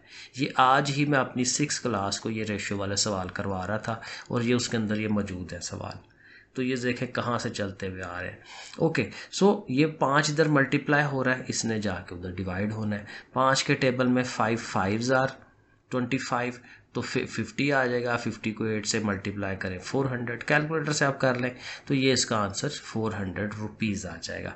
तो देखें ऐसे ही आंसर बन जाता है इसका। फिर एक और बड़ा ही छोटा सा सवाल और बड़ा ही अहम सवाल है कि ये उसने एक रिलेशनशिप आपको दिया है, ठीक है, और यहाँ से कहता है कि आपने ए वाई फाइंड करना है, मतलब ए वाई को लैदा करना है। अब ए देखें यहाँ पड़ा हुआ है, वाई यहाँ पड़ा हुआ है, तो आप इसकी क्रॉस मल्टीप्लिकेशन करवा लें। 5a के साथ y आ जाएगा और 15b के साथ 3x आ जाना है। वो देखें हमने उसको ऐसे लिख लिया। अब चूंकि ए वाई अकेला करना है तो 5 इधर मल्टीप्लाई है, उधर जाके उसको डिवाइड में लिख दें और इसको थोड़ा सा हल कर लें। 5 1s are 5 and 5 3s are 15, so 3 3s are 9 हो गया और साथ ये b और x जो है वो आ जाएंगे। सो देखें ये भी आंसर डन हो जाता है। एक बड़ा ही अहम सवाल, ये लॉन्ग में भी आ जाता है, शॉर्ट में भी आ जाता है। लॉन्ग में थोड़ा सा और इसको बड़ा कर लेता है, शॉर्ट में इतना सा ही पूछता है जितना मैंने आपको यहाँ लिख के दिया है। लॉन्ग अभी हमने बाद में करने हैं। If x and y are in the direct proportion, 2 variables हैं x और y और उनकी आपस में डायरेक्ट रिलेशनशिप है, तो डायरेक्ट रिलेशनशिप को हम ऐसे लिखते हैं y directly proportional to x। तगैर रास्त जो इनका आपस में रिलेशनशिप है, उर्दू में हम इसको इस तरह कहते हैं, ठीक है। तो उसको हम ऐसे लिखेंगे, डायरेक्ट प्रोपोर्शन में है, तो जब ऐसे लिखते हैं तो हमेशा इसको ख़त्म करा के इक्वल टू का साइन लगाते हैं और साथ के लिखते हैं। तो ये अंडरस्टूड है, हमेशा हमने ऐसे लिखना होता है। अब वो क्या करता है कि y और x की वैल्यूज़ दे देता है। y 8 है, x 2 है, तो हमने y की जगह 8 लिख देना है, x की जगह 2 लिख देना है। इससे क्या होगा कि हमें k की वैल्यू मिल जाएगी। 2 ने जाकर डिवाइड करना है तो आंसर 4 आएगा। k इज इक्वल टू 4, वो वैल्यू अब यहाँ k की जगह पुट करा दें। सो फिर ये एक रिलेशनशिप बन जाएगा y is equal to 4x, वो देखें हमने लिखा है। और यही उसने कहा हुआ था कि y को इन टर्म्स ऑफ x जो है एक इक्वेशन बना के दें, y x की फॉर्म में कैसे होता है। तो ये बस यहाँ तक आंसर है। वैसे जो लॉन्ग सवाल है उसमें फिर अब यहाँ तक करके ना तो फिर आगे से x की या y की वैल्यू दे के कहता है दूसरा वेरिएबल फाइंड करें, तो जाहिर है वो हम पुट करा के आंसर निकाल सकते हैं, कोई इशू नहीं है। तो वो काम भी इससे से आगे फर्दर हो सकता है। फिर इसमें एक बड़ा ही अहम सवाल है थर्ड प्रोपोर्शन, तीसरा तनासब मालूम करना। उसमें क्या होता है कि रकमें हमें वो 2 देगा, चाहे वो नंबर्स भी फॉर्म में भी हो सकता है, इस फॉर्म में भी हो सकता है। तो थर्ड प्रोपोर्शन के लिए रकमें 2 देता है। तो उसमें फिर हम क्या करते हैं कि जो पहली वैल्यू है वो तो एक ही दफ़ा लिखते हैं, लेकिन जो दूसरी वैल्यू है उसको हमने 2 दफ़ा लिखना है, क्योंकि तभी तो वो प्रोपोर्शन पूरा होता है ना। 4 रकमें पूरी होनी चाहिए, जैसे पिछले सवालों में भी किया था। 4 रकमें होती हैं, फिर उसका हम आंसर निकालते हैं, बाहर वाली को बाहर वाली से, दरमियान वाली को दरमियान वाली से, जो ज़रब देने का तरीका है। ठीक है। तो थर्ड प्रोपोर्शन में आपने याद रखना है कि जो सेकंड रकम है वो 2 दफ़ा आएगी, वो हमने लिख देनी है। ठीक है। अब ये हमें फोर्थ, ये जो चौथी वैल्यू है ये हमें फाइंड करनी है। तो ज़ाहिर एक्स के साथ ये आएगा ए स्क्वायर माइनस बी स्क्वायर, ये दोनों इकट्ठे हो जाएंगे। और ज़ाहिर है हमें ये एक्स चाहिए तो इसने इसके ओवर में आ जाना है। ए माइनस बी ऊपर आ गया और नीचे देखें ये फार्मूला बन रहा है ए स्क्वायर माइनस बी स्क्वायर, जिसको हम एक दफ़ा नेगेटिव और एक दफ़ा पॉजिटिव लिख सकते हैं। तो ऐसे लिख के, और ये देखें अब ये दो कट रहे हैं तो बाकी रह जाएगा ए माइनस बी ओवर ए प्लस बी। तो ये हमारा तीसरा प्रोपोर्शन आ गया, थर्ड प्रोपोर्शन। सही है, ये ऐसे करेंगे। फिर एक सवाल इसका बहुत अहम, फोर्थ प्रोपोर्शन, चौथी वैल्यू। अब चौथी वैल्यू या फोर्थ प्रोपोर्शन बिल्कुल ही आसान होता है, क्योंकि इसमें 3 वैल्यूज उसने पहले से दी हुई हैं और चौथी निकालनी है। तो हमें कुछ और एक्स्ट्रा नहीं करना, जिस तरतीब से उसने वैल्यूज़ दी हुई हैं उसी तरतीब के साथ रेशो और प्रोपोर्शन की फॉर्म में उसे लिख लें, और चौथे को फाइंड करना है, उसको एक्स का नाम दे दें। अब काम आगे से फिर वही है, एक्स के साथ इसने आना है और ये दोनों दरमियान वाले इकट्ठे हो जाने हैं। सो ये देखें, इस तरह से हम इसकी इक्वेशन बना लेंगे और फिर हल करना है तो ये सारी उठ के उसके ओवर में, क्योंकि यहाँ ज़रब हो रही है, ओवर में चलेगी। अब इनको कटवा लें, 5 3s are 15, 5 2s are 10, 3 से ये 7s are 21, तो रह जाता है 2 7s are 14, और बाकी ये ए की पावर 5 कटेगी क्योंकि ऊपर 2 और 3 ये है, 2 और 3 5 और इस 5 से कट जाएगी। और बी की 6 है, ऊपर कितनी है 5 और 3 8, 8 में से 6 निकालें तो 2 रह जाती है, तो इस तरह से ये भी आ जाएगा। तो ये है जी फोर्थ प्रोपोर्शन, चौथा मुतनासिब मालूम करना। और एक सबसे इम्पॉर्टेंट इन सारे सवालों में, क्योंकि ये अक्सर पेपर में आता है, मीन प्रोपोर्शन, वस्त फिल तनासब। अब ये वस्त है, दरमियान में है, मीन है, तो मतलब ये है कि ये जो दो वैल्यूज़ वो देता है ये बाहर बाहर वाली हैं, दरमियान वाली नहीं है। तो इसको शुरू में रख दें, इसको एंड पे रख दें, और दरमियान में जो चीज़ फाइंड करनी है उसको कोई और नाम दे दें, एम एक्स कुछ भी। एक्स इसलिए नहीं रखा क्योंकि एक्स इधर भी आ रहा है, पहले मैंने एक्स लिख दिया था, फिर मैंने उसको एम बनाया। ठीक है, तो एम लिख लें, एम से कर लें, एन से कर लें, कुछ भी, उसको फाइंड ही करना है। तो अब ये दो वैल्यूज़, अब तरीका फिर वही है, बाहर वाला बाहर वाले के साथ, वो देखें वो आया, और दरमियान वाली के साथ, एम और एम का स्क्वायर हो जाएगा। तो वस्त फिल तनासब या मीन प्रोपोर्शन में एम का स्क्वायर ही बनना है हमेशा। अब इधर ज़रा इनको करा लें मल्टीप्लाई, 25 are 100, 3 पावर ये 7 पावर 10 हो गई, और y की 5 ये और एक ये पावर है 6 हो जाएगी। अब चूंकि m का स्क्वायर है तो स्क्वायर का उल्ट क्या होता है, अंडर रूट। अभी पीछे हम ये पढ़ते आए हैं, तो अंडर रूट ले लें दोनों तरफ, स्क्वायर रूट ले लें। 100 का 10 होता है, x की 10 पावर है तो 5 हो जाएगी, आधी आधी पावरें हो जाती हैं, और 6 है तो 3 हो जाएगी। तो ये हमारा मेन प्रोपोर्शन वाला सवाल भी हो जाता है। फिर इस चैप्टर का एक आखिरी सवाल, मुसलसल तनासब, कंटिन्यूड प्रोपोर्शन, ये भी हमें आना चाहिए। इसमें क्या करता है कि ये 3 वैल्यूज़ तो देता है, लेकिन ये सवाल एग्जैक्ट मीन प्रोपोर्शन वाले सवाल की तरह है, जैसे पिछला सवाल हमने किया। तो मुसलसल तनासब और वस्त फिल तनासब ये बिल्कुल एक जैसे हैं, मीन और कंटिन्यूड एक जैसे हैं। रकमें हाल वो 3 है हमारे पास, लेकिन ये है कि काम वही करना है कि ये जो दरमियान वाली है उसको डबल रख लें, और 5 इधर और ये 45 इधर, बाहर बाहर रख लें उसे। तो ये वही शेप बन गई ना जो पिछले सवाल वाली है। तो p और p का स्क्वायर, 5 और ये 45 मल्टीप्लाई होके 2 to 5, और फिर अंडर रूट ले लें। ठीक है, तो 2 to 5 का अंडर रूट 15, तो 15 आंसर आ जाएगा इसका। अब एक दो डेफिनेशन है वो आपने यहाँ से समझ लेनी है। Difference between ratio and proportion, कि रेशियो और प्रोपोर्शन में फ़र्क क्या है। रेशियो में हम क्या करते हैं, ratio is the comparison of 2 quantities, comparison है असल बात, कंपेयर कराते हैं, मुवाजना कराते हैं 2 क्वांटिटीज़ का, और वो एक जैसी हों विद सेम यूनिट। ठीक है, उनके यूनिट एक जैसे हों। And proportion is the comparison of 2 ratios, और प्रोपोर्शन में क्या होता है 2 रेशियोज़ का आगे से कंपैरिजन कराते हैं। तो ये याद रखना है, रेशियो में क्वांटिटीज़ का कंपैरिजन होता है, प्रोपोर्शन में एक रेशियोज़ का ही कंपैरिजन हो जाता है। और यही हम उर्दू में लिख देंगे कि निस्बत में 2 हम जिन्स चीज़ों का मुवाजना करते हैं, जबकि तनासब में 2 निस्बतों का मुवाजना करते हैं। तो ये हमारा ये डेफिनेशन है। और एक आखिरी डेफिनेशन जो आपको ज़रूर याद करनी चाहिए इस चैप्टर की, वो है inverse proportion. When one variable increases and other decreases, उल्टा रिलेशनशिप होता है, एक वेरिएबल बढ़ रहा है तो दूसरा कम हो रहा है, और अगर एक कम हो रहा है तो दूसरा बढ़ रहा है। इसको हम फिर वाइस वर्सा यही होता है कि भाई उसके उल्ट भी हो सकता है। The relation is called inverse proportion. और इसी को उर्दू में लिख दें, जब एक मुतगैर के बढ़ने से दूसरा मुतगैर कम हो जाए तो उसको फिर हम क्या कहते हैं कि ये तगैर महकूस है। लें जी, ये थर्ड चैप्टर भी डन हो गया। अब चलते हैं चैप्टर नंबर 4 पे। यहाँ पे देखें कुछ आसान से सवाल आने हैं, क्योंकि इसमें जो पहली एक्सरसाइज है ना उसमें से ही शॉर्ट क्वेश्चन आ सकते हैं, वरना जो अगली एक्सरसाइजेज हैं वो बड़े सवाल हैं। तो इसमें देखिए जो इंपॉर्टेंट सवाल हैं वो कौन से आ सकते हैं पेपर में। देखें पहला ये क्वेश्चन है 3/x+1 एंड x-1। ये सवाल हैं पार्शियल फ्रैक्शन वाले, कि हमने अपनी एक जो फ्रैक्शन है हमारे पास उसको दो फ्रैक्शन या दो से ज़्यादा फ्रैक्शनों में कन्वर्ट करना होता है, बटे वाली रकमों में तब्दील करना होता है। तो हम क्या करते हैं कि जो पहले नीचे हमारे पास ये चीज़ें बनी हुई हैं प्रोडक्ट की फॉर्म में, ज़रब की फॉर्म में, इनको हमने अलग-अलग x+1 है उसके ऊपर a लिख लें और x-1 है उसके ऊपर b लिख लें। तो a/x+1 प्लस b/x-1। तो ये असल चीज़ है जिससे क्या होता है कि दो फ्रैक्शंस बन जाती हैं। सो बहरहाल ये हमने पहले भी की हुई चीज़ें। तो स्टेप क्या होते हैं कि हमने ये नीचे वाली चीज़ को ख़त्म कराना होता है। तो इधर से ये डायरेक्ट हम ख़त्म करा देते हैं और इस तरफ में a के साथ ये वाली अमाउंट आ जाती है, b के साथ ये वाली अमाउंट आ जानी है। सो a के साथ आएगा x-1, b के साथ x+1। फिर क्या करना है कि यही जो दो नंबर्स हैं x+1 इसको और x-1 को 0 के इक्वल रखना है। अब देखें पहले हमने x-1 को 0 के इक्वल रखा है, तो जाहिर है -1 उधर जाएगा +1, तो x की वैल्यू 1 आ गई।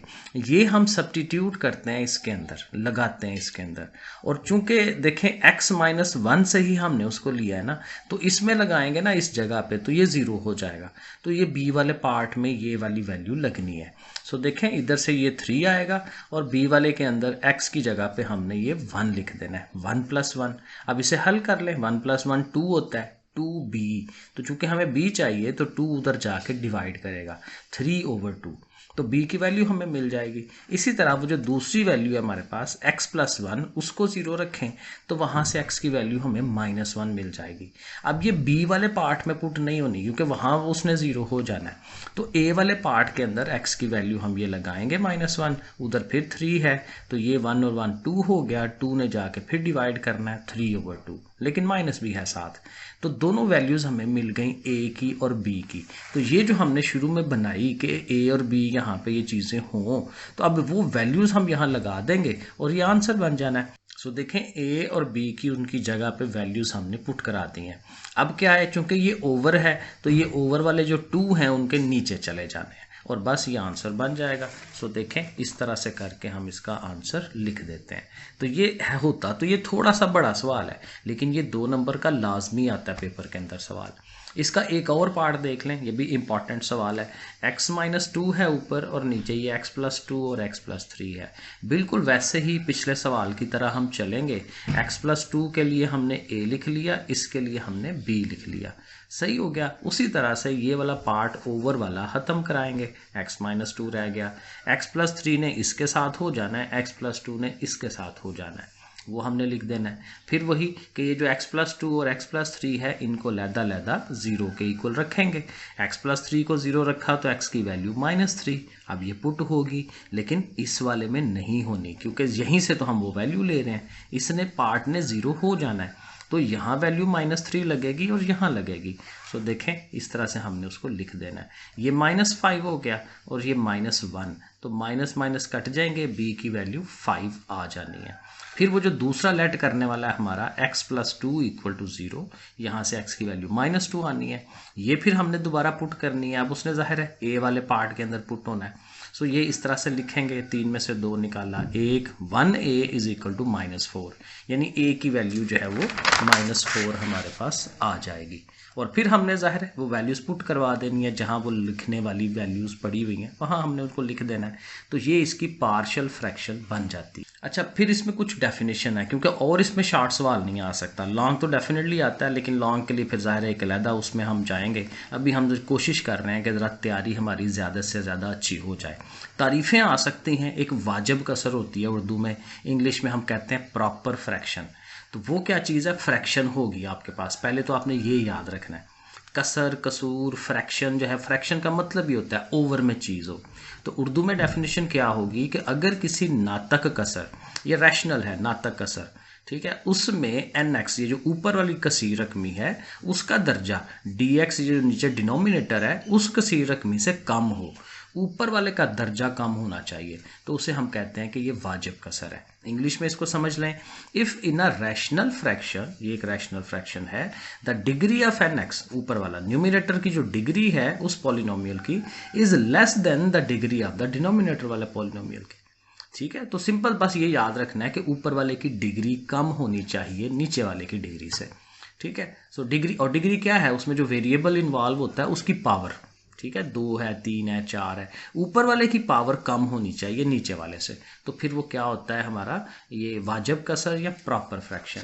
और इसी का जो दूसरा भाई है गैर वाजिब कसर या इम्प्रॉपर फ्रैक्शन, ये क्या चीज़ है, उसी का उल्ट होगा। अगर किसी नातक कसर एन एक्स और डी एक्स में कसीर रकमी जो एन एक्स है उसका दर्जा कसीर रकमी डी एक्स के या तो बराबर हो या उससे ज़्यादा हो, तो उसे हम कहते हैं कि ये गैर वाजिब कसर है।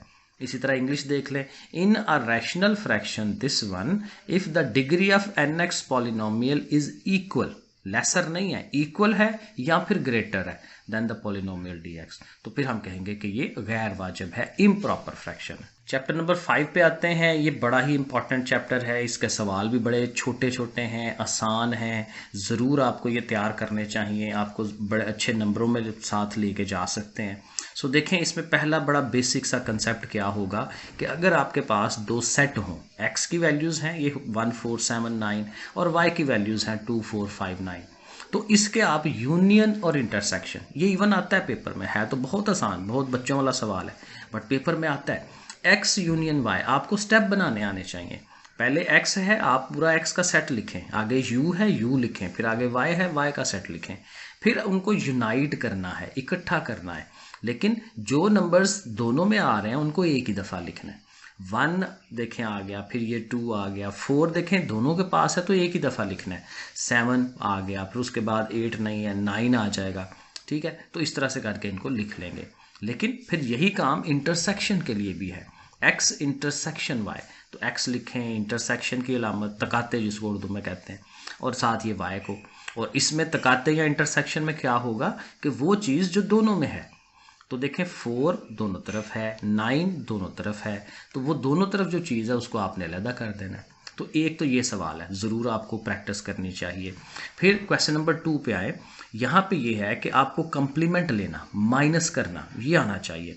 यूनिवर्सल सेट है जो सबसे बड़ा सेट होता है, फिर ए सेट हमने लिखा हुआ है, बी सेट लिखा हुआ है, और हमें कहा जाता है कि आप ए का डैश मालूम करें, ए का कॉम्प्लीमेंट मालूम करें। तो कॉम्प्लीमेंट के लिए क्या फार्मूला है याद रखने वाला, u माइनस ए। अगर b का कॉम्प्लीमेंट लेना है u minus b, always u में से उस सेट को माइनस कराते हैं। तो ये देखें आगे हमने ये बनाया है, a dash is equal to u minus a, u सारा लिख लिया यूनिवर्सल सेट, माइनस आगे a लिख लिया। और चूंकि ये माइनस है तो माइनस का मतलब यही होता है कि जो चीज़ें एक जैसी हैं उन्हें कटवा दें। 1 2 3 ये तो 10 तक सारी वैल्यूज़ है ना, तो 1 2 5 9 10 वो यहाँ से कट जाएंगी, 1 2 आगे वो सारी लिखी हों तो कट जाएंगी, तो जो यहाँ रह जाती हैं वो हमने लिखनी है। देखें 3 लिख रहे हैं, क्यों, क्योंकि 3 आगे नहीं है। 4 ठीक है, फिर 5 देखें कटेगा क्योंकि 5 इधर है, तो यहाँ से अगर ये 5 होगा तो वो कट जाना है उसके साथ। फिर 6 आना है, 7 आना है, 8 आना है, 9 और 10 इधर से कट जाएगा तो वो ज़ाहिर नहीं आएगा। तो जो चीज़ें यहाँ बच जाएं वो हमने लिख देनी होती हैं। इसी तरह से मैंने देखें बी डैश भी निकाला है, यू लिख के माइनस बी लिख के। अब ये 2 3 4 5 6 के अलावा बाकी सारे एलिमेंट्स उसके आ जाएंगे। एक के बाद 2 3 4 है ना, वो देखें नहीं आया, उसके बाद 6 के बाद 7 आता है ना, 7 8 9 10 वो आया, तो ये तीनों नंबर्स इधर से कट जाते हैं सारे। तो इस तरह से कॉम्प्लीमेंट। और देखें माइनस, अब यहाँ आपकी प्रैक्टिस हो गई माइनस करने की, तो कोई से 2 सेट हों उनको माइनस कराना हो तो यही काम है। ए मतलब अगर आप किसी टाइम आपने ये करना है, आपको सवाल आ जाए भाई ए माइनस बी मालूम करें, तो आपने क्या करना है, ए सेट को पहले लिखना है और बी सेट को उससे आगे लिखना है, सही है ना।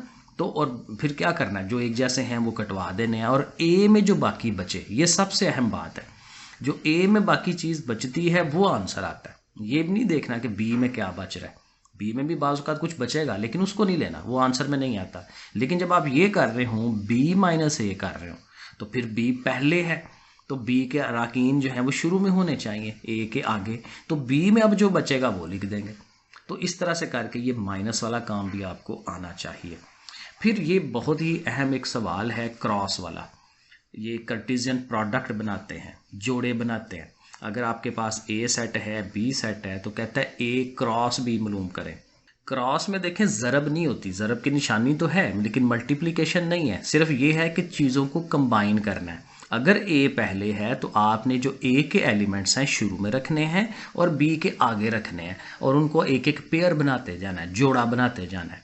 वैसे देखें ए का ये एलिमेंट, ए सेट का ये एलिमेंट लिया ए और उसके साथ सी, ए के साथ डी, वो देखें हम ये इसका लिखेंगे।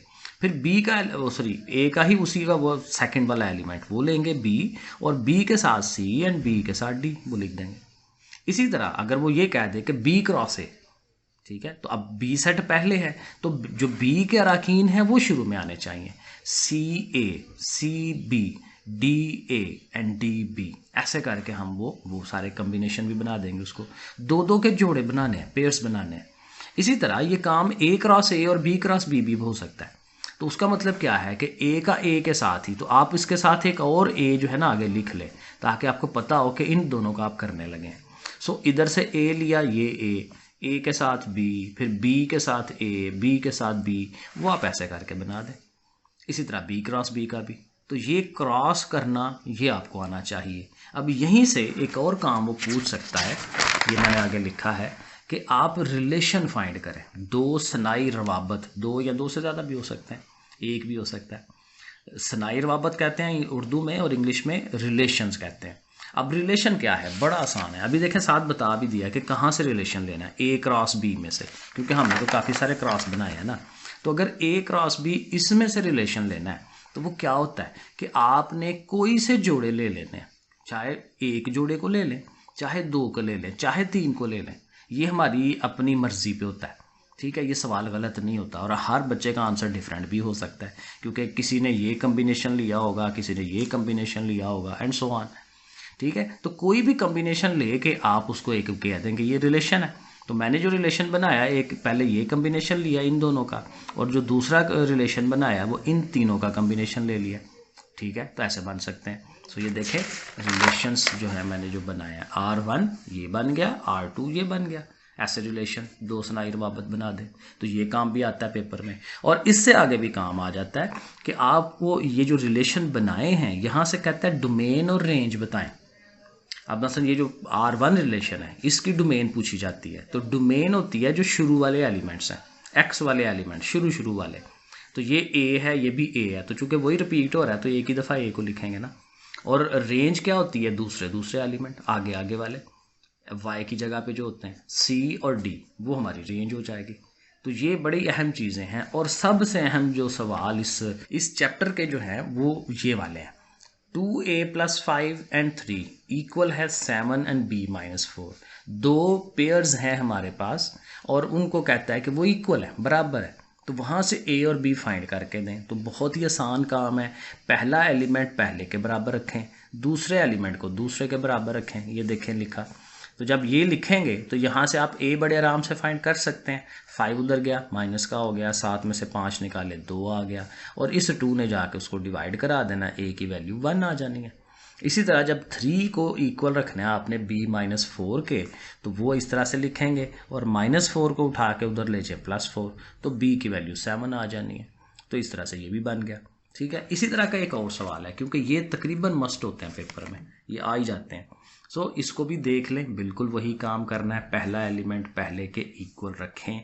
यहाँ से देखें इधर भी a है, ये भी a है, तो ये चूंकि नेगेटिव है ना, नेगेटिव को इधर ले आए ताकि वो पॉजिटिव हो जाए और -7 को उधर ले जाएं, वो प्लस हो जाएगा। तो 3 और 7 10 हो गया, a 2 और 1 ये 3 हो गया, 3 ने जाके उसे डिवाइड कराना है, तो 10/3 a की वैल्यू।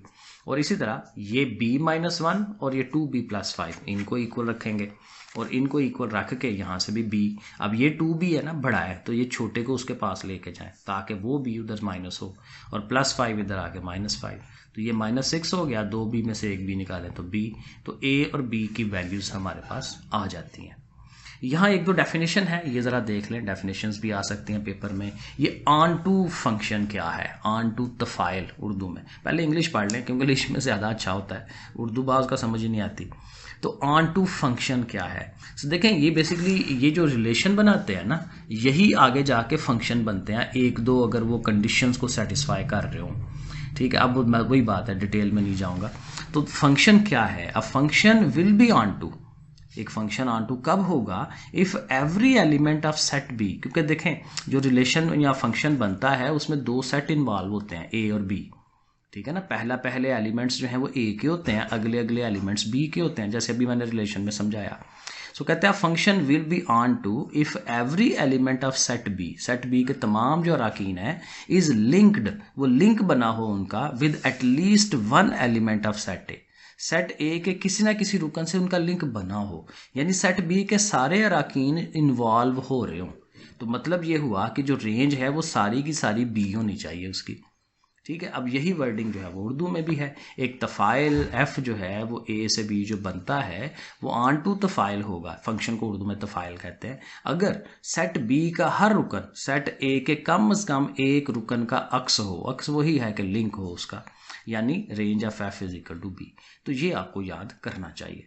चलें जी, चैप्टर नंबर 6 पे आ जाएं। यहाँ पे अगेन छोटी छोटी चीज़ें हैं और आसान हैं, स्टैटिस्टिक्स की चीज़ें हैं।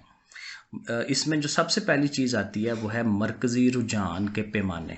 अभी जो हम ये इस चैप्टर में काम करते हैं वो ये है कि हमारे पास डाटा होता है, मालूमात होती हैं, जो इन्फॉर्मेशन लिखी होती है, और उससे हम क्या करते हैं, अक्सर औक़ात उनकी दरमियानी वैल्यू निकाल रहे होते हैं।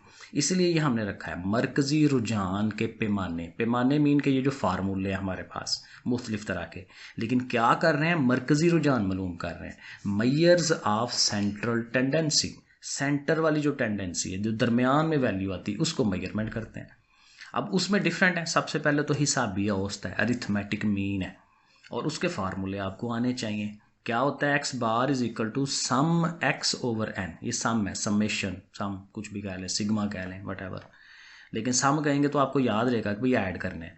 तो क्या होता है कि आपके पास जो सवाल दिया होता है, तमाम वैल्यूज़ को जमा करते हैं और उतनी नंबर ऑफ़ वैल्यूज़ से डिवाइड करा देते हैं। ये इसका बेसिक सा फार्मूला है कि सबको जमा करो और जितनी वैल्यूज़ हैं उससे डिवाइड करा दो। और यही डाटा अगर जो ये अनग्रुप्ड है, जब ग्रुप्स नहीं बने हुए, तो जब ग्रुप्स बने होते हैं फ्रीक्वेंसी आती है, उसमें तादाद आता है, तो उसमें फिर साथ एफ भी इन्वॉल्व होता है, summation F x over summation F, x को और एफ को ज़रब देते हैं और फिर ज़ाहिर नीचे सम ऑफ एफ को जो है जमा कर लेते हैं और वो करते हैं। अब जैसे एक्चुअल सवाल करें तो फिर ये फार्मूले समझा रहा हूँ, फार्मूले आने चाहिए आपको। और एक वेटेड मीन भी है इसके अंदर, वो उर्दू में इसको पता नहीं क्या कहते हैं, ओजानी औसत, वो भी है। तो उसमें क्या होता है कि फ्रीक्वेंसी की जगह पे डब्ल्यू आ जाता है, वेट आ जाता है। तो जहाँ जहाँ एफ है ना फार्मूले में, वहाँ वहाँ आपने डब्ल्यू लगा लेना है। और यही जो मीन निकालने का एक जो है क्या कहते हैं, इनडायरेक्ट मेथड भी है, बिलवास्ता तरीका, ठीक है, या इसको कोडिंग मेथड भी कहते हैं। तो वो उसके लिए ये फार्मूला यूज़ होता है, x bar is equal to a plus sum d over n. अब ज़ाहिर एक्चुअल सवाल करेंगे, फिर बड़ी वीडियोस जो मेरी बनी हुई हैं वो एक एक एक्सरसाइज की 6.1 6.2 वहाँ से आप देख सकते हैं, लेकिन अभी तो ज़ाहिर है हम तैयारी के हिसाब से चल रहे हैं। मीडियन, वस्तानिया, ये भी मालूम किया जाता है, ये भी ज़ाहिर मरकज़ी रुझान का एक पैमाना है, मेजर ऑफ सेंट्रल टेंडेंसी में आता है। तो वस्तानिया क्या है, बड़ा सिंपल सा काम होता है कि जो भी डाटा दिया होता है उसकी हम तरतीब लगाते हैं, अरेंज करते हैं उसे, और फिर गिनते हैं कि वो वैल्यूज़ कितनी है, ठीक है, और वो उसको हम एन कहते हैं, मसलन 10 हैं 15 हैं, वो उसको आपने इस फार्मूले में लिख लेना है, N plus 1 over 2th observation. मसलन यहाँ 11 आएगा ना एन, तो 11 प्लस 1 करें 12, 12 को 2 पे डिवाइड करें 6, तो 6th ऑब्जर्वेशन, 6वीं वैल्यू वो आपने गिननी है, 1 2 3 4 5, और जो 6वीं वैल्यू आए वो आंसर दे देते हैं, ठीक है। तो ये अनग्रुप में है, लेकिन अगर ग्रुप डाटा आ जाए तो फिर ये फार्मूला है, L plus H over F N over 2 minus C. अब ये एक्चुअल करेंगे सवाल तो फिर ये होगा कि कौन सी चीज़ क्या है।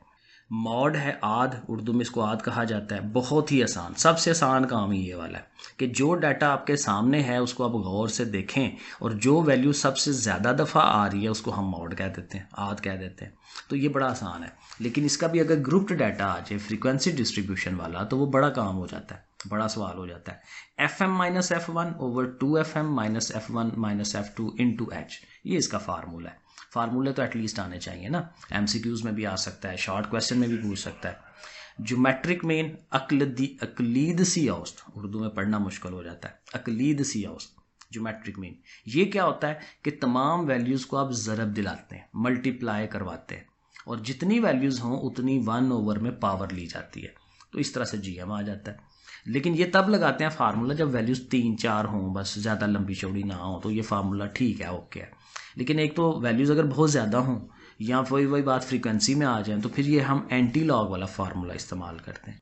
नेक्स्ट है जी हार्मोनिक मीन, और हार्मोनिक मीन को उर्दू में हम कहते हैं हम आहंग औसत।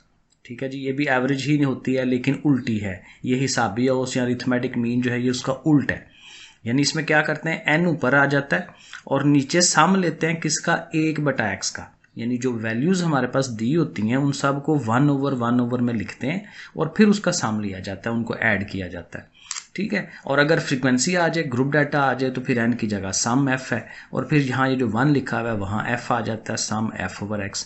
तो ये फार्मूले ज़रा आपने याद कर लेने हैं। अब देखें, मैंने एक क्वेश्चन लिया है और क्वेश्चन बुक वाला नहीं है, कोई भी एक सवाल हो सकता है क्योंकि रकमें ये चेंज करके दे सकते हैं। इसमें यहाँ ज़रूरी नहीं है कि जो वो सवाल दे वो एग्जैक्ट बुक में से दे, क्योंकि रकमें चेंज करने से कोई फ़र्क नहीं पड़ता, आपको तरीका आना चाहिए।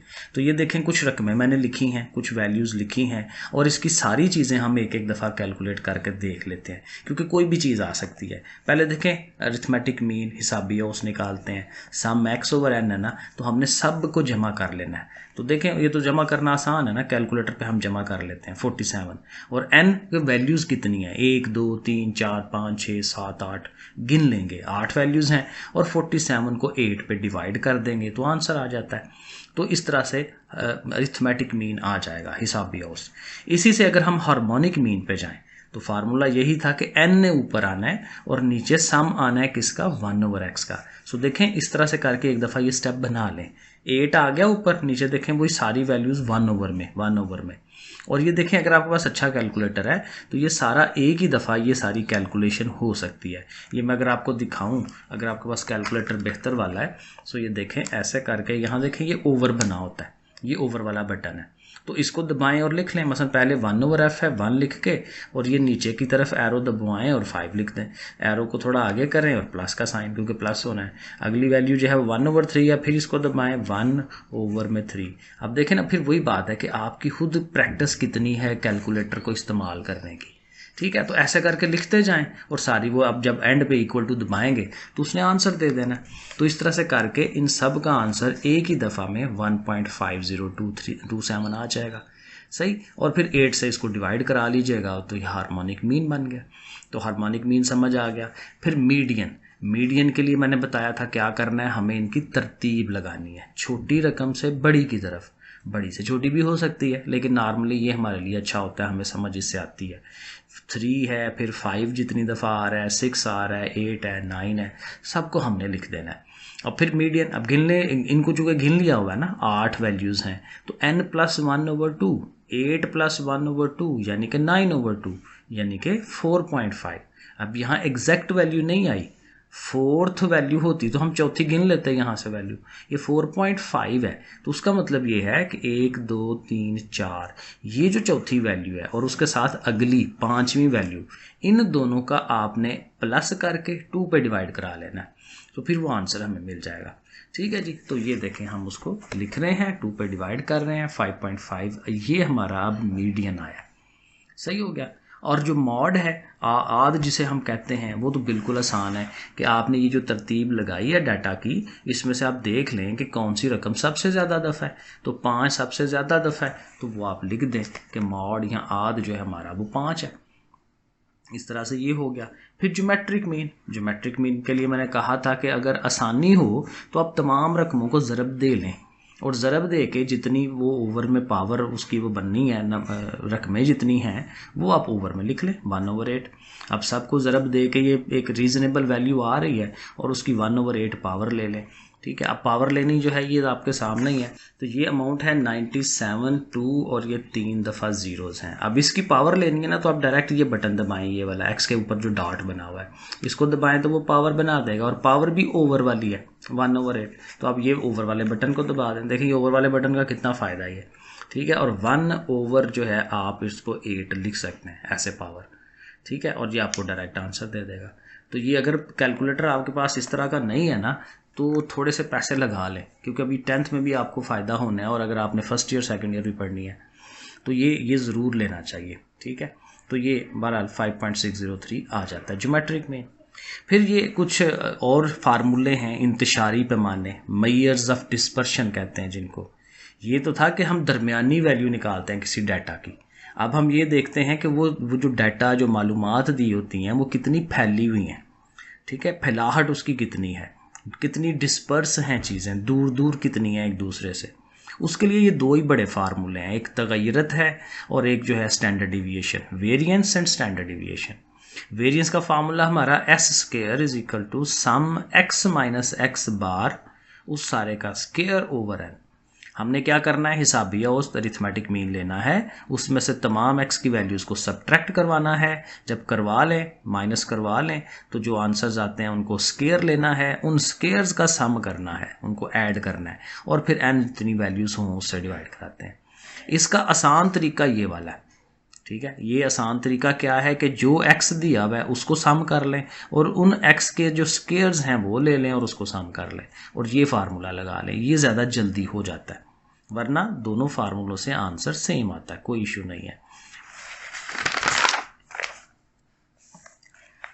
दूसरा फार्मूला ये म्यारी इनहराफ उर्दू में कहते हैं, स्टैंडर्ड डिविएशन। वही फार्मूला है, जस्ट क्या होता है ऊपर हम अंडर रूट लगा देते हैं, जजर लगा देते हैं, और इसको ऐसे शो कराते हैं, ठीक है जी। अब ये जो दोनों फार्मूले हैं ना, ये बड़े सवालों के लिए हैं, ठीक है। ये शॉर्ट सवालों के लिए ये फार्मूले नहीं है, तो इसलिए जस्ट फार्मूले के तौर पर इन्हें याद रखें। लॉन्ग के लिए फिर ज़ाहिर आप इसकी तैयारी कर सकते हैं। कुछ डेफिनेशंस हैं, इस चैप्टर में डेफिनेशंस आती हैं, ठीक है। कुछ मैंने ये लिखी हैं, अगर आपको 2-4 और डेफिनेशनें भी याद कर लें तो अच्छी बात है। ये मैंने इंपॉर्टेंट डेफिनेशन निकाली है। कालमी नक्शा, हिस्टोग्राम जिसे कहते हैं, उर्दू में हम इसको कहेंगे एक्स वाई प्लेन पर। एक्स वाई प्लेन वही है जो हम एक्स एक्सिस वाई एक्सिस बनाते हैं। एक्स वाई प्लेन पर तैयार करदा मुतसिला, जो एडजेसेंट हैं, जो जुड़ी हुई हैं, मुस्ततीलें, वो जो रेक्टेंगल्स होती हैं उनका मजमुआ। क्योंकि आप हिस्टोग्राम को देखें तो वो इसी तरह से ऐसे ऊपर की तरफ बिल्डिंग्स बनाई होती हैं हमने। A histogram is the collection of attached rectangles in an XY plane, ठीक है। ऐसे करके उसको लिख देंगे। फिर ये जो अक्लदीसी औसत थी हमारी ज्योमेट्रिक मीन, उसकी डेफिनेशन भी आ सकती है। अक्लदीसी औसत मुराद n मुदाद, जितनी भी वो वैल्यूज़ हैं उनके हासिल ज़रब, ज़ाहिर उनको ज़रब दिलानी है, उनका मस्बत जज़र है, ठीक है। और यहाँ इंग्लिश में कैसे देखें, geometric mean of n values is obtained by taking 1/n power, ये हमने कहा था 1/n power of the product of n values. Product ज़रब सबको मल्टीप्लाई करके उसकी 1/n पावर। तो ये हमारी ज्योमेट्रिक मीन की डेफिनेशन है, बड़ी अहम है, आ सकती है। वस्तानिया, मीडियन, ये क्या चीज़ है? वस्तानिया एक ऐसा पैमाना है जो किसी तरतीब शुदा मवाद, ये असल बात, तरतीब लगी होनी चाहिए, उसकी दरमियानी कीमत मालूम करके हमें देता है। यहाँ median is the middle most value, most भी एक वर्ड डाल लें इसके अंदर, middle most value of an arranged data. Data arrange होना चाहिए, तरतीब लगी होनी चाहिए। ये छोटी सी डेफिनेशन बड़ी अहम है। 7 रेंज जिसे हम कहते हैं, किसी मवाद की सबसे बड़ी और सबसे छोटी मद के फ़र्क को, ठीक है ना, सबसे बड़ी वैल्यू सबसे छोटी वैल्यू दोनों को माइनस करा दें। Range is the difference between highest and lowest value of a data. और इसका शॉर्ट सवाल भी आ सकता है, मैंने मिस कर दिया पीछे। बड़ा आराम से आप जो भी वैल्यूज़ हैं, आप ये तो आप ज़बानी कर सकते हैं कि जो भी वैल्यूज़ हैं आप देखें उसमें सबसे छोटी कौन सी है और सबसे बड़ी कौन सी है, और फिर आपने दोनों को माइनस करा देना, और जो आंसर आए तो वो बस ये है, 7 है, रेंज है। तो ये बड़ा आसान है, अगर आ जाए तो आपका फ़ायदा हो जाएगा। Chapter number 7। अब यहाँ से क्या शॉर्ट सवाल आ सकते हैं, कौन से इंपॉर्टेंट कंसेप्ट हैं वो ज़रा देख लें। बड़ी आसान चीज़ें हैं इसके अंदर। एक तो ये होता है कि कन्वर्ट करना होता है डिग्री को रेडियन में और रेडियन को डिग्री में। मसलन यहाँ ये जो सवाल है इसमें देखें डिग्रीज़ उसने दी हुई हैं और हमने उसको रेडियन बनाना है। तो रेडियन बनाने के लिए फार्मूला याद रखना है, रेडियन के आंसर में पाई आता है। तो पाई कैसे आएगा, पाई ऊपर आना चाहिए, पाई ओवर 180, ये हमें याद रखना है। कि जब रेडियन बनाना है पाई ऊपर 180 नीचे। आप देखें कैलकुलेटर में ये दोबारा 135/180 लिखें, वो आपको खुद ही कैलकुलेशन कटवा शटवा के दे देगा 3/4 7 पाई आ जाएगा, वरना ये 5 के टेबल में कट रहे हैं, आप उस तरह से कर लें, ठीक है। लेकिन ये सारा काम कैलकुलेटर कर देता है। ये फिर अगेन देखें वही ओवर वाले का फ़ायदा, ये बटन दबाया, ऊपर कितना लिखना है 135 और इसको एरो को दबा के नीचे ले आएँ और 180 लिख दें और फिर इक्वल टू का बटन दबाएं, देखें वो खुद ही दे देगा 3/4। सो ये कैलकुलेटर आपको बहुत फ़ायदा देता है जिसमें ये चीज़ें मौजूद हो। सो ऐसे आंसर दे देना आपने। इसी तरह इसका उल्ट है, कन्वर्ट इनटू डिग्री, डिग्रीज बनाए। अब जाहिर है उसमें पाई की फॉर्म में सवाल के अंदर उसने वैल्यू दी होनी है, तो जब पाई दिया हो तो समझे पाई ख़त्म कराना है, तो जो आप 180 और पाई लिखेंगे उसमें पाई नीचे आना चाहिए, क्योंकि पाई और पाई कटे, ये बड़ा एक अच्छा टोटका है। तो पाई ओवर में होगा, ये दोनों कट जाएंगे और इनको फिर आप कटवा सकते हैं। 6 3s are 18, तो 30 और 5 रह गया, 35s are 150, वरना फिर वही कैलकुलेटर की आप हेल्प ले सकते हैं, ऐसे हो जाएगा। फिर सबसे अहम सवाल जो कि मस्ट है पेपर में, लाजमी आना ही आना है, इस फार्मूले का L = r थीटा, ये ज़रूर आता है। ये फार्मूला रट्टा मार लें, याद कर लें। इसमें एक ये हो सकता है तरीकाकार कि R दे दे और थीटा दे दे और कहे L फाइंड करें। तो R तो ठीक है 4.9 सेंटीमीटर या मीटर जो भी है, थीटा जो है वो ज़रा ध्यान रखना है आपने कि वो डिग्री में अगर है तो उसको रेडियन में कन्वर्ट करना है, ठीक है। उसी तरह जैसे पीछे बताया π/180, अब देखें यहाँ 180 कट जाता है, पीछे सिर्फ पाई रह जाता है और पाई की वैल्यू अगेन कैलकुलेटर में मौजूद है 3.1415 समथिंग आता है, राउंड ऑफ करके 16 ले लेते हैं। यहाँ तो इसको रट्टा मार लें, या फिर वही बात है कैलकुलेटर के अंदर ये पाई मौजूद है, ये देखें यहाँ 10 की पावर वाले के ऊपर करके ये बना हुआ है, तो आप शिफ्ट दबा के ना तो इसको लिखेंगे ना तो ये देखें पाई आ गया, आंसर दबाएं इक्वल टू वगैरह और ये SD दबाएं, क्योंकि SD जो है ये वाला बटन जो है SD वाला वो कन्वर्ट कर देता है उसको, उसकी वैल्यू देखें दे देता है 3.1415 और 9 है ना, तो वो राउंड ऑफ करके पिछले 5 को 6 कर लेते हैं हम, तो ऐसे कैलकुलेटर से भी मिल जाती है अगर याद ना हो तो ये थीटा की वैल्यू आ गई। अब फार्मूले में जस्ट आपने वैल्यू लगानी है, L = r थीटा, R की जगह थीटा की जगह वैल्यू आ गई, ज़रब दी तो L की वैल्यू आ गई। तो जैसे R सेंटीमीटर में है तो L को भी सेंटीमीटर में दे दें, तो ये आंसर है। दूसरा केस इसका ये हो सकता है कि L और R दिया हो और थीटा फाइंड करने के लिए कहे, ये सबसे आसान है क्योंकि थीटा यहाँ कन्वर्ट नहीं करना पड़ेगा, लेकिन फार्मूला याद रखना है L = r थीटा, और आपके चूँकि थीटा फाइंड करना है तो R ने उधर जाना है, L/r ये बन जाएगा। तो फिर L और R की वैल्यूज़ लगाएं, दोनों को डिवाइड करें 0.57, ये खुद ही रेडियन में आंसर आ जाता है, यहाँ कन्वर्जन की ज़रूरत नहीं होती। तो एक तो ये केस है, और एक और लास्ट केस है इसका कि जिसमें R फाइंड करने के लिए कह दे, L दिया हुआ है, थीटा भी ज़ाहिर दे देगा, और जब थीटा देगा तो फिर हमें कन्वर्जन करनी पड़ेगी π/180, पाई की वैल्यू मैंने आपको बता दी 3.1415, तो ज़ाहिर है पाई के साथ इसको ज़रब दें, जो आंसर आए 180 पे डिवाइड कर दें, ये वैल्यू आ जाएगी। और फिर अब फार्मूला वही L = r theta, R find करना है, अब थीटा ने उधर जाना है, L/थीटा ये बन जाएगा, दोनों की वैल्यूज़ लगाएं, डिवाइड करा दें, आंसर आ गया। तो ये एक केस है। फिर वो जो हमारे साइन कॉस टैन के सवाल हैं, उनमें से जो छोटे छोटे सवाल हैं ना, वो ज़ाहिर है आपके शॉर्ट सवाल में आने के चांसेस होते हैं। तो कुछ सवाल जो मुझे लगे कि ये इंपॉर्टेंट हैं वो मैंने कर दी हैं, बाकी आप देख लीजिएगा जितने और उसमें से आप निकाल सकें। छोटे छोटे सवाल जो लेंथी हैं समझेंगे वो ज़ाहिर है लॉन्ग के अंदर चले जाते हैं। तो एक तो ये है 1 - sin theta 1 + sin theta = cos square theta.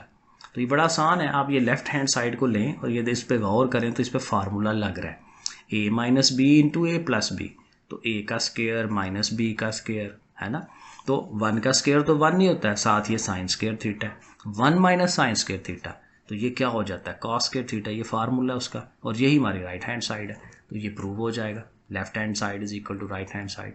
सही है। एक और ये सवाल है, यहाँ पे देख लें कि tan थीटा भी दिया हुआ है, sin थीटा भी है और secant थीटा भी है। तो tan हमें पता है वो sin/cos है, sin तो पहले ही सिंपल फॉर्म में, secant किसका उल्टा है cos का, तो 1/cos लिखते हैं।